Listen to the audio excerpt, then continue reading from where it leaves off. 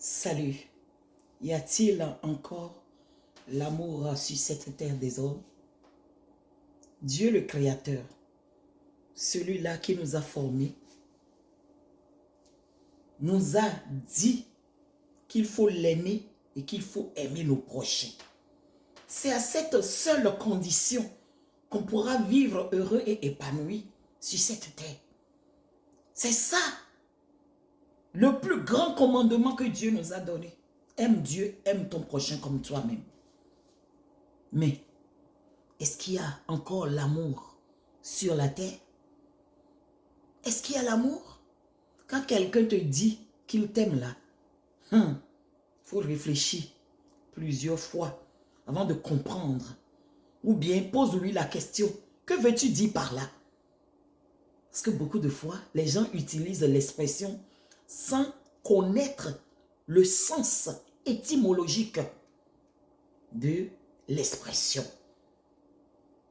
Des fois, ils pensent que, en tout cas, ils ont des picotements dans le corps. Et ils pensent que c'est ça l'amour. Non. L'amour existe-t-il encore sur la terre des vivants, alors que nous avons besoin de ça pour vivre heureux et épanoui?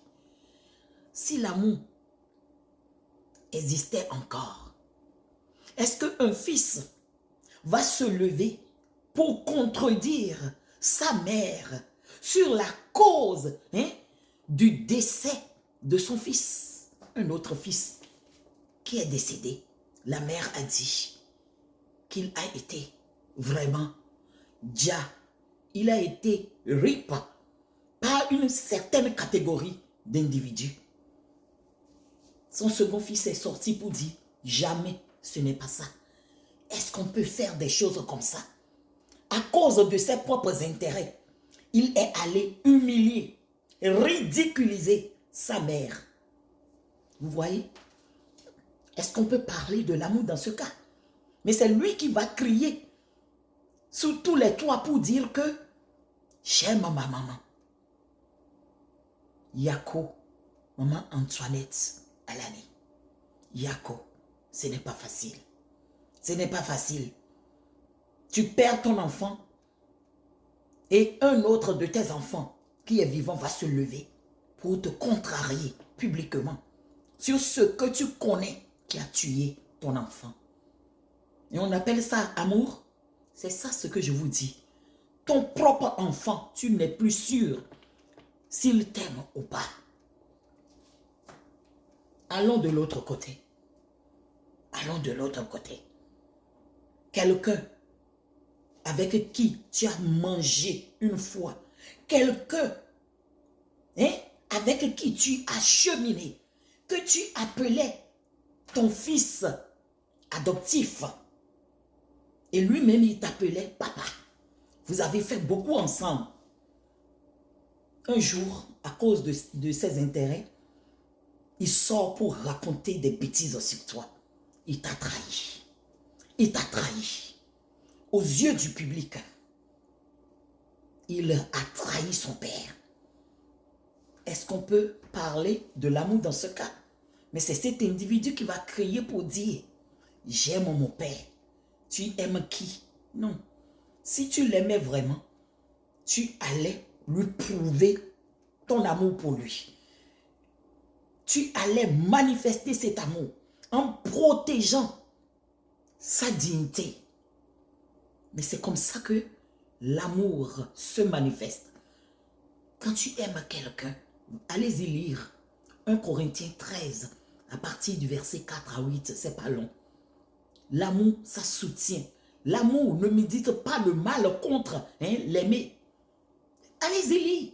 Tu ne peux pas faire de faux témoignages contre celui que tu aimes. Même si tu penses que tu es dans la vérité, tu te rapproches de cette personne pour comprendre la version de la personne. Au lieu de te lever derrière pour l'humilier, pour dénigrer la personne, ça ne se fait pas. Ça ne se fait pas. Et comme cela, on ne peut pas vivre à l'aise. On sera méfiant envers tout le monde. Quand n'importe qui te dit, oh je t'aime, même dans les relations de couple, n'avez-vous jamais entendu parler des ripages des partenaires? Un partenaire va se lever sous le coup de la colère et riper l'autre. Ça se passe ici. Même ça se fait devant les enfants. Où est l'amour? Pourtant, Dieu a dit qu'il faut aimer pour profiter, pour jouir de cette vie. Il faut aimer. Aime-toi toi-même et aime ton prochain. C'est de ça qu'il s'agit. Maintenant que on n'arrive pas à aimer, on souffre. Je vous le dis. C'est sûr que Blé Goudé est en train de souffrir parce que tout le monde parle mal de lui à cause de sa sortie, à cause des choses qu'il a dit sur le président Laurent Gbagbo. Mais c'est ça. Appelons les choses par leur nom. Mais c'est de ça qu'il s'agit. Il n'est pas heureux dans sa peau. Tout le monde en parle. Tout le monde est mécontent de lui. Il ne peut pas être heureux. Mais c'est ça. C'est ça le problème. Qu'est-ce qu'il faut faire alors? Qu'est-ce qu'il faut faire alors pour que vraiment le courant passe et pour que tout aille bien dans la société? Il est dit dans le livre de Hébreux chapitre 13, verset 21. Je vais lire rapidement. Ça dit ceci. Je vais commencer par le verset 20. Que le Dieu de paix qui a ramené d'entre les morts le grand pasteur des brebis par le sang d'une alliance éternelle, notre Seigneur Jésus-Christ, vous rende capable de toute bonne œuvre pour l'accomplissement de sa volonté. Donc, en tant qu'être humain, en tant qu'être dans la chair, si Dieu, le Créateur, ne nous aide pas, on va vivre contrairement à sa volonté. On dit souvent que les désirs de la chair sont contraires aux désirs de l'esprit. Donc, les deux se battent entre eux. Les deux désirs-là, ça se bat entre un contre l'autre. Et la chair souvent, parce que nous sommes dans la chair cherche à dominer sur l'esprit. Et c'est à cause de cela que nous allons contre la volonté de Dieu. Il faut que Dieu nous aide pour faire sa volonté. Comment est-ce que tu peux recevoir l'aide de Dieu? Dieu ne force personne, il n'est pas un soldat, il n'est pas un militaire, non. Dieu est un démocrate. Il a dit, je mets devant toi la vie et la mort. Choisis la vie. C'est important. Il nous laisse le libre choix. Maintenant que je t'ai dit que tu as besoin de l'aide de Dieu pour vivre dans sa volonté, il faut alors respecter certaines conditions qui vont t'aider. Premièrement, il faut prier. Deuxièmement, il faut méditer la parole de Dieu.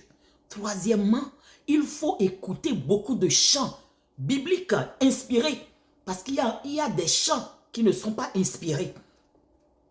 Tu vas faire des choses qui vont te rapprocher plus de Dieu. Tu ne t'éloignes pas de la communauté des frères, de l'assemblée des frères. Tu te laisses entourer par des bonnes personnes. Des personnes qui ont une bonne moralité. C'est comme cela que tu pourras. Sinon, on dit souvent, les mauvaises compagnies corrompent les bonnes mœurs, n'est-ce pas? Donc, il faut faire attention. Il faut faire attention à ton entourage. Avec qui tu chemines, avec qui tu parles à longueur de journée. Est-ce que c'est une bonne personne ou bien c'est une personne qui va te corrompre par ses mauvais comportements? Méditer la parole, prier, écouter les chansons bibliques inspirées. Et toi, même si tu les connais, tu peux les chanter ou bien jouer ça sur YouTube. C'est comme cela que tu pourras bénéficier de l'aide de Dieu. Et tu vas crier vers lui à chaque fois, Seigneur, donne-moi de connaître ta volonté et de l'appliquer.